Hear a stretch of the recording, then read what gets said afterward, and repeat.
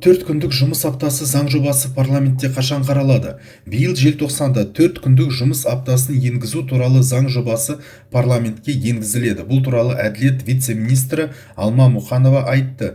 Тиісті түзетулер әлеуметтік кодекс жобасында қарастырылған.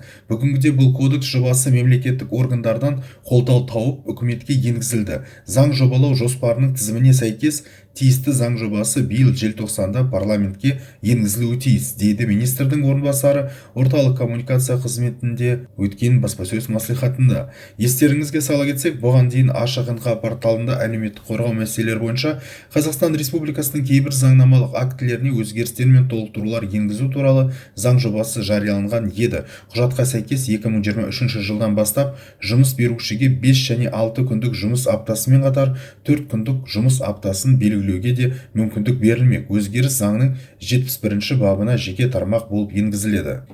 Тараптардың келісімі бойынша еңбек шартында 5 күндік немесе 6 күндік жұмыс аптасымен кезектесу құқығымен 4 күндік жұмыс аптасын белгілеуге жол беріледі.